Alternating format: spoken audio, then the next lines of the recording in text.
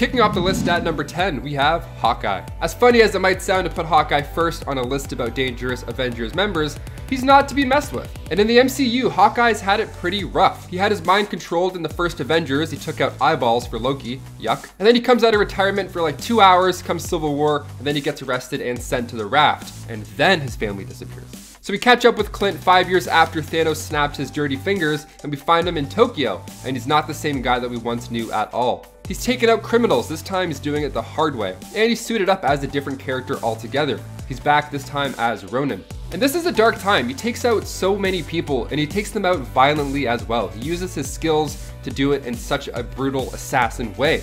I mean, I know you're upset because your entire family disappeared while you were eating hot dogs with mayo. That's fair, but so was the rest of the world, okay? They were affected too. Stick to the arrow, leave the hood and the sword down. Stay Hawkeye, stay nice. And before we continue on with this list of dangerous Avenger members, guys, if you want to go ahead and give this video a thumbs up, that would mean a lot. It helps this channel out so much. You guys are awesome. Thank you so much. Now let's get right back into this list. Number 9, Bucky Barnes. Near the end of World War II, Bucky and Cap were trying to disarm a bomb on a plane while taking down Baron Zemo. Now the bomb went off, hurling Steve and Bucky into the freezing waters, and well, as for Cap, you know his story. He remained frozen, came back out of the ice years later, still mentally and physical at his peak, but this wasn't the case for Bucky. His body fell into the freezing waters, and at the time, a Soviet spy submarine was in the area crossing between the English Channel, so they scooped him up, made him a fancy new metal arm, brainwashed him, and turned him into a brutal assassin with the help of Hydra's own super soldier serum. He joined the Avengers officially in the New Avengers issue 48. Now Bucky is of course considered an Avenger now in the MCU, but during the Civil War storyline, we saw just how brutal he could be as an assassin. He took out all of the Avengers once he broke out with Zemo's help. Number 8, Sentry. He made his first appearance in Sentry issue 1. Meet Robert Reynolds. He was a struggling addict who made his way into a laboratory and discovered something called the Golden Sentry Serum. And then he got the surprise of a lifetime when he was given the power of 1 million exploding suns. Now that plus a homemade costume equals superhero. Sounds pretty good. But he's a quite dangerous superhero. I mean, of course, the whole million sun thing. Robert fought alongside the X-Men, the Fantastic Four, and then of course, the New Avengers. Things changed for Robert when Norman Osborn decided to put together a team of his own. This was the Dark Avengers where he made the switch. Sentry's a pretty powerful being as well. I mean, he was once a horseman of death, where he even considered himself as the heir to Apocalypse, so he's up there. Number 7, Wolverine. James Howlett, a Canadian mutant and popular member of the X-Men who we all should know by now. He describes himself as being the best at what he does, but what he does isn't very nice. He has an accelerated healing factor, sharp senses, sharp claws, and of course the adamantium coating on his bones thanks to the Weapon X program. So the claws are what make Logan unique. He is a fierce, brutal warrior with them, and he has the rage of a beast and the soul of a samurai. Put that all together and you have quite a fierce Avenger. He joined the Avengers in New Avengers issue 6. He obtains the Muramasa blade, and so begins his quest for revenge. He's pretty dangerous too, the whole healing factor, the rage, his memories coming and going. I'm really hoping that with Deadpool 3 in the Marvel Cinematic Universe, now that Marvel has him back, I really hope we can see the Avengers recruit these mutants on the big screen as well. It'd be fun to see them together. After all, Deadpool 3 was supposed to be a road trip with them too as well, so we got to see somewhat of a version of that.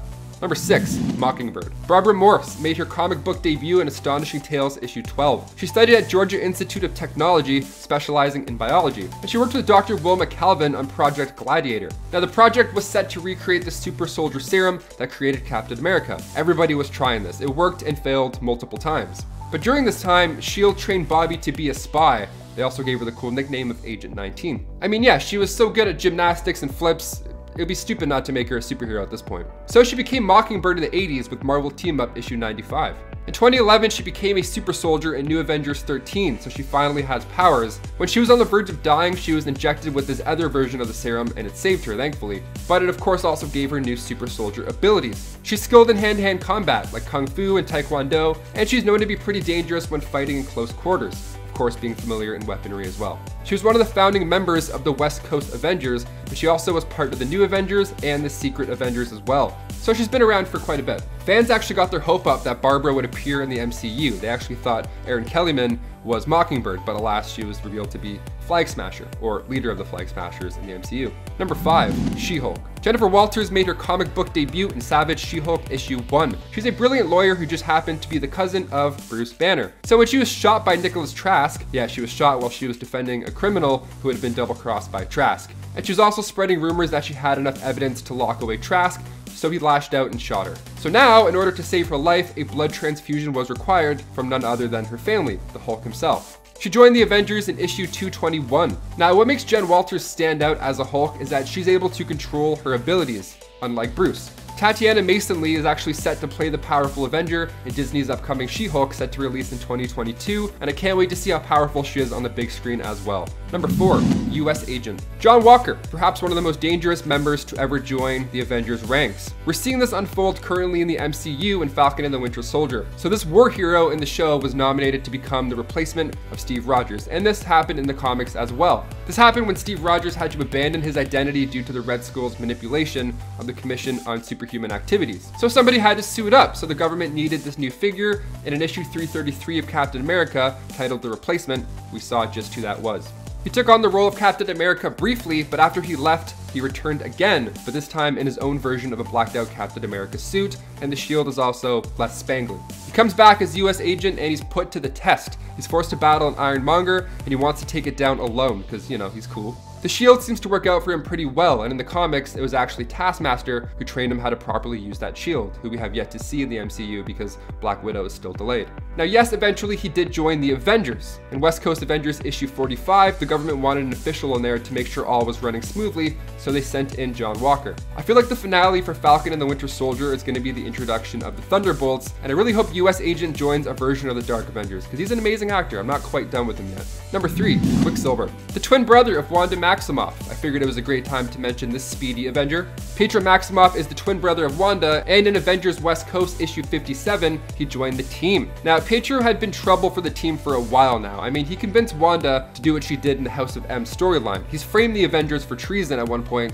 and he was fully okay with exposing his daughter Luna to Terrigen. He's kind of the worst. That's actually how Luna got her abilities, but still, bad parenting 101. In West Coast Avengers issue 33, Magneto's bloodline got the best of him, and he got fellow Avengers captured by the communist gang. Even in the MCU, Quicksilver was first introduced as a villain. He and Wanda were actually both Team Hydra in the start. Now his super speed is not to be toyed with. He's quite powerful. In Marvel Zombies, Quicksilver gets tricked by Mystique, he gets bit, and then with his incredible speed powers, he's able to turn everybody into zombies all around the world within minutes. The situation went from bad to unstoppable thanks to Quicksilver. Number 2, Scarlet Witch. She's a daughter of Magneto and the twin brother of Quicksilver, who I just mentioned, so now's a pretty good time to mention her as well. She was on her father's Brotherhood of Evil Mutants, but most of us would consider Wanda one of the strongest Avengers. She's one of the biggest Marvel characters ever, and during those events of M-Day, she spoke 3 words: no more mutants. And just like that, a mass amount of mutants were depowered, or worse.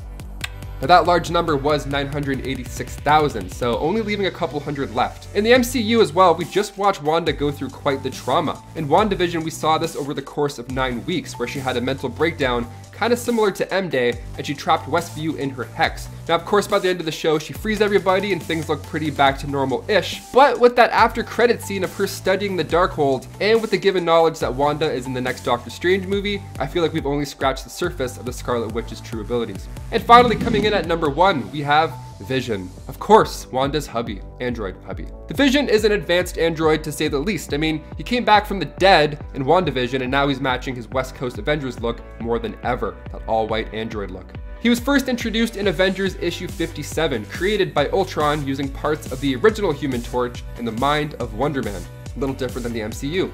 He then turned on his original creator and joined the Avengers. In the MCU, he's created for Ultron's new body, but with the addition of the Mind Stone and a little bit of Jarvis, we now have this android Avenger. But during the Secret Empire storyline, Vision was part of Hydra's Avengers when they were taking over the world. He used an AI virus to take him over, he being Arnim Zola. A robot gone rogue is quite compelling, especially when he's as strong as the Vision.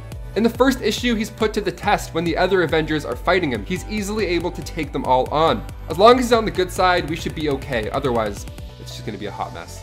Number 10, Justice. Also known as Vance Astrovic, he has latent mutant telekinesis powers that were activated when he encountered his future self, Major Victory of the Guardians of the Galaxy. The Major also traveled back in time and across realities to prevent himself from ever acquiring powers, but instead just activated them early and created an alternate timeline. Man, talk about being your own worst enemy. He accidentally killed his father and went to prison, and during this time, learned to respect the law, even helping the guards during an uprising. When he was released, he had a new outlook on life and named himself Justice, becoming a hero. He has been a member of the New Warriors and later the Avengers, discovering a new way to defeat Ultron and helping them defeat him. His main power is his telekinesis, although he was once a fighter in the UCWF, Unlimited Class Wrestling Federation, where he was known as Manglin' John Mahoney. Hey guys, if you like these videos and you want to see more, be sure to take a second and hit that like button. Number 9. Black Knight. Dane Whitman is actually the third character to bear the Black Knight name, and he first appeared in the Avengers number 47 in 1967. Nephew to the original Black Knight, he inherited a mystical sword that carried a curse and fought to restore honor to the Black Knight name. He uses a winged horse named Aragorn as his mount, and as an Avenger, helped the team take on Kang the Conqueror. An excellent swordsman with magic senses, he has been a member of many other teams, including the Heroes for Hire and the Ultra Force. He had a 4-issue miniseries in 1990 and was the main character of his own series that was cancelled after a short time. If Black Knight is an Avenger that you have heard of, then good news for you,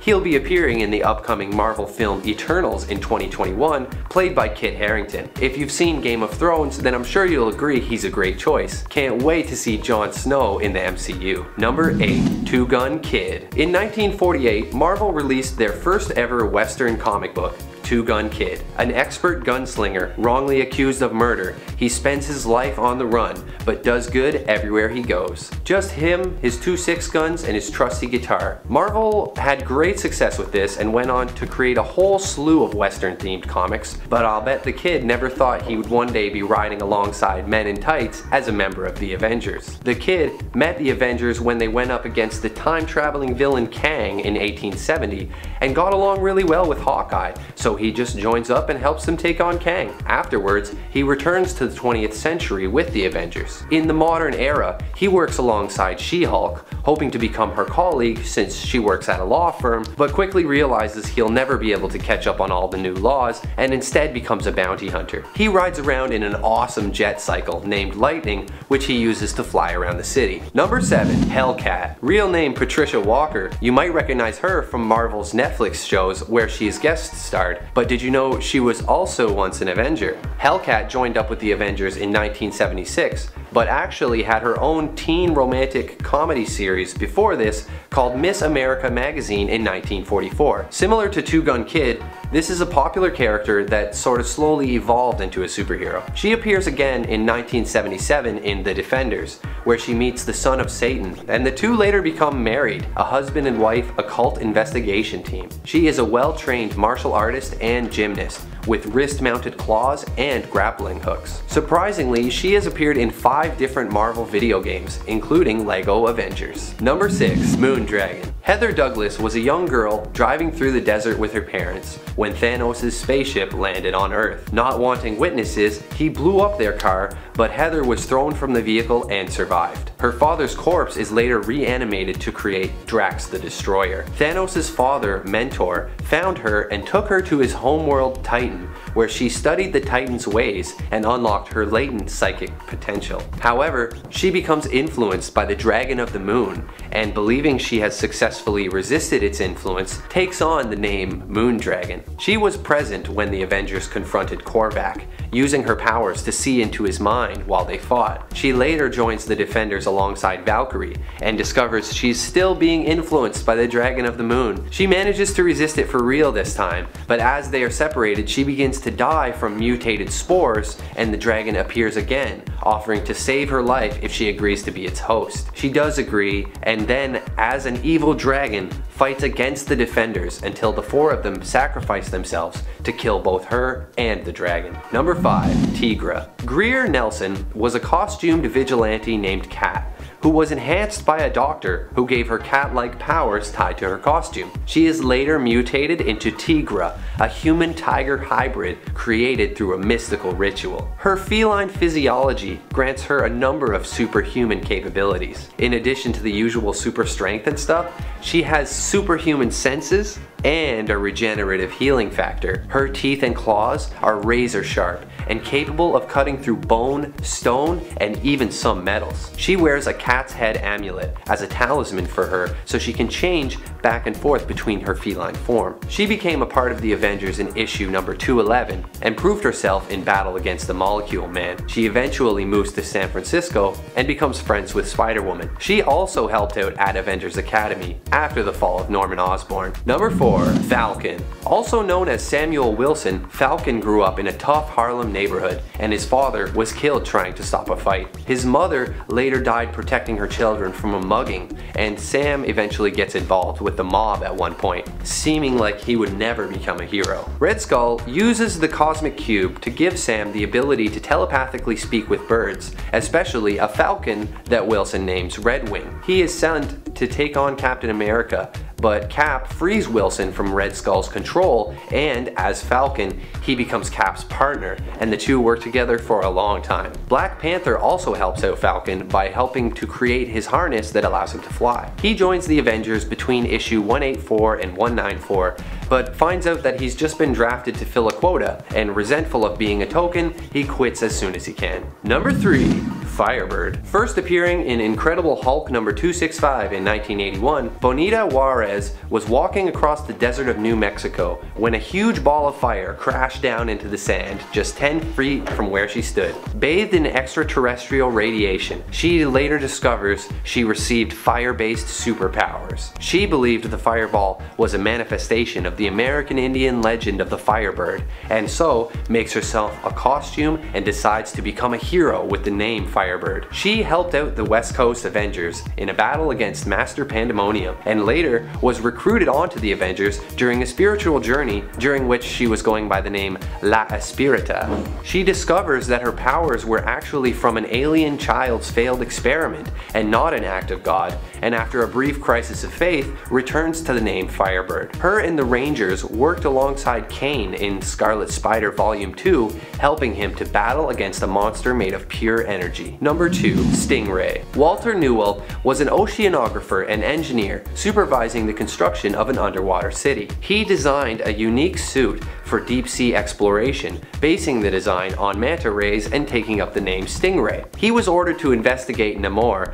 but believed him to be innocent and later allows him to escape. In Avengers Volume 3, he was one of the many heroes who responded to the rallying call, but chose not to remain an Avenger full-time. He later becomes a fully active member of the Avengers when Kang the Conqueror begins to strike all around the Earth. He helped to enlist the help of the Atlanteans in the fight on the waterfront, and was a great asset thanks to his nautical experience. He ultimately leaves the Avengers, but remains a reserve member and still responds to emergency calls. Number 1.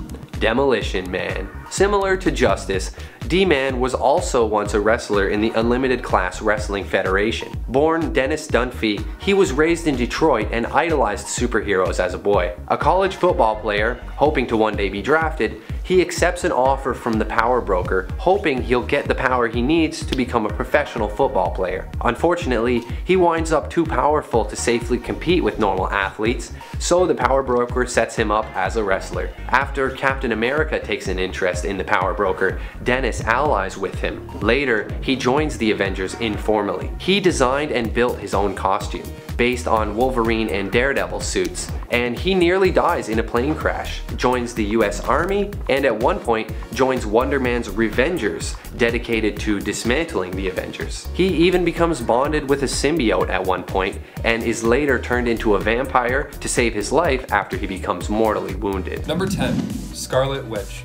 So many of us like to see the Scarlet Witch as this misunderstood magic user that is just looking for love. Well, she used to be one of the original members of the Brotherhood of Evil. She was teamed up with Magneto right from the start, and for years she thought her powers were only mutant powers. I mean, it made sense her brother Quicksilver was a mutant and the two of them were both working for Magneto. He was a mutant and everybody they were fighting was also a mutant. But after Scarlet Witch and her brother decided to part ways from the Brotherhood, they would decide that they needed to start using their powers for good and join the Avengers. It's wild how in comic books you can go from domestic terrorist to hero like that fast. It's incredible. But even after Scarlet Witch would decide to be a hero, it wouldn't be the last time she would do something to to hinder nearly every hero in the world. And of course, I'm referring to the infamous M-Day would have Scarlet Witch use her powers to rewrite reality and see it to that the mutants are nearly extinct. This was partly caused by her relationship with Magneto, who's her dad, and a very not great dad, I can also say. And before we go to number 9, if you guys could go ahead and give us a thumbs up on this video, because it does go a long way for our channel. Helps us out quite a bit. You guys are the best. Now back to some Avengers who used to be villains. Number 9, Wonder Man. It's hard to know in the Marvel Universe when you're being tricked because everyone has got a plan up their sleeve, even the good guys. But if you're working with the tactical Baron von Zemo, then you better believe that he's doing something dirty behind the scenes. See, Wonder Man used to just be a regular working class man. Actually, his story is nearly identical to that of the Vulture in the MCU. He's a working man. Stark puts him out of the business and then he has to do whatever he can to try and make ends meet. So eventually he's given the option to use advanced tech to get back at the people who wronged him, and he loves the idea of that. I mean, I'm kind of on board with that too, let's do it. That opportunity would come back when Baron von Zemo would approach him with a proposition. He would give Wonder Man, who was then just Simon Williams, the power of ionic energy so he could have the power to crush Iron Man. But partway through his anger faded and he decided that taking on Iron Man wasn't the answer after all. So the two of them turned on Baron von Zemo. But here's the catch. The Baron isn't going to get caught with his pants down. He had Poison Williams, who would soon die after. So his hero life was short-lived because once you die in comics, you are dead forever. Moment of silence. Only for a bit, because he came back later on. Yeah, he came back. He was brought from the dead and is now a registered member of the Avengers. So, welcome back. Number 8, The Winter Soldier. You should know the story of the Winter Soldier by now. If you've not seen that movie yet, please go check it out because it's arguably the best movie in the MCU. And the story of the Winter Soldier has more flip-flops than a beach in Florida. The Winter Soldier was formerly Bucky Barnes, the best friend and right-hand man of Captain America. A tragic accident would have him fall to his death, or so Steve Rogers thought. It turns out Hydra got a hold of him and used some experimental tech to not only give him one of the most badass robotic arms that I've ever seen, but they also brainwashed him to be a living weapon. They used his advanced war training and then embedded him with Hydra assassination techniques. He was then frozen over and over again, only to be thawed out when Hydra needed to send him out to kill somebody. But eventually he would cross paths with Steve Rogers and the old memories would come flooding back to him. He would fight back against his Hydra programming and turn to become a good guy, even if he had to fight Iron Man to do it. Number 7, Hawkeye. Man, to think that one of the main members of the MCU used to be a bad guy, I mean, like, it's not that hard to believe now, but when you see him break down in Avengers Endgame and start chasing down gangs in Tokyo, then it all starts to make sense how this guy can have a dark side. But the first couple of times that we see Hawkeye show up, he was working with Black Widow, someone who actually we'll be mentioning later on this list. She would get him to tag along on missions where the two of them had to take down the flying tin can man known as Iron Man. But there wasn't enough hate in Hawkeye's heart to keep him on the dark side, and he eventually swapped over to work with the heroes,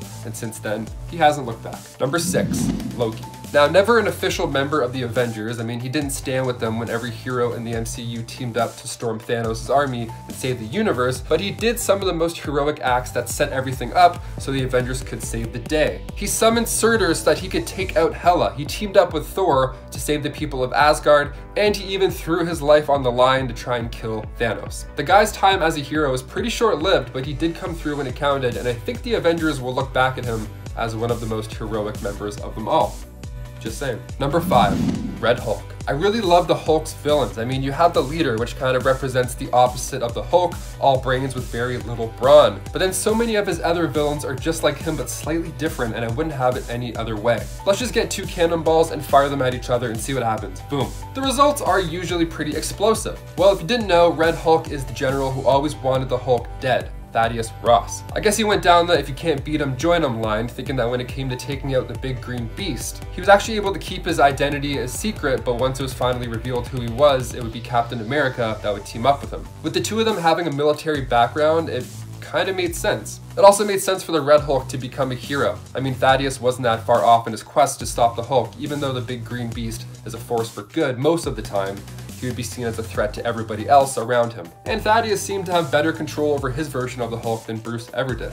Number 4, Namor. It doesn't matter what comic book universe you're in, You gotta have a fish dude. That's just a staple of how everything works. That's it. And for the Marvel Universe, we of course have Namor. The Submariner, he was actually one of the original villains in Marvel. The dude's pretty old, with his first comic coming out in 1939. He's the ruler of Atlantis, and he didn't like the way things were handled on the surface, so he decided to duke it out with the people walking on land. Turns out that he wasn't a match for the people on the surface, so he decided to join them. He would eventually team up with the Avengers, but even though he was now fighting side by side with them, he's always had a superiority complex when it comes to dealing with surface-dwelling super people. And even though the Avengers saw him as an ally, when push came to shove, he would ditch them and team with the X-Men to try and take down the Avengers. He even flooded Wakanda, which seems like a bit of an overreaction. He's always had a sore spot when it comes to the Black Panther. I think maybe it's because he hates seeing a surface civilian as advanced as Atlanteans.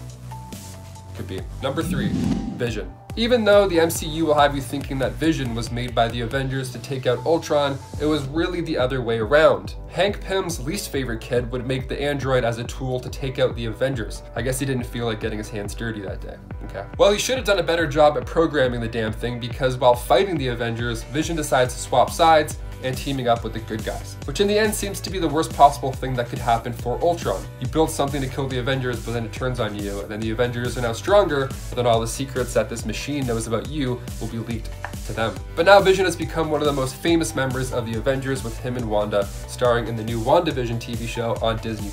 And don't worry if you haven't gotten around to watching that yet. I'm not going to ruin anything for you, but you definitely should go and watch it right now. We're only 3 episodes in, so you got time to catch up before it ends. Plenty of time.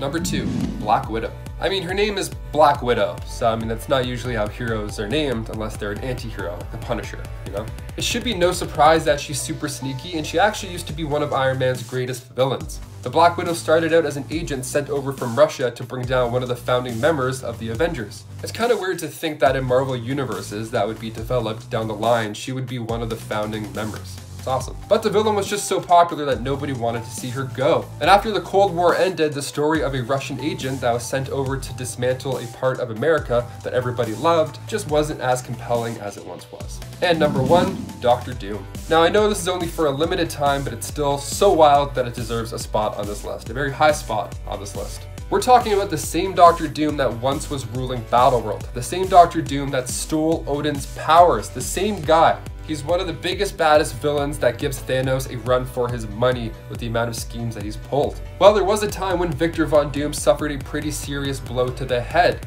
an injury that would take out most people, but we're not talking about most people, are we? Valeria came through to fix up Doom's brain, and not long after that, he was working with the good guys. Right around this time, Tony was in a deep coma, so someone needs to step in the role of Iron Man, and who better than Doctor Doom himself? Having Doom become Iron Man for that brief moment was one of the coolest moments ever, hands down.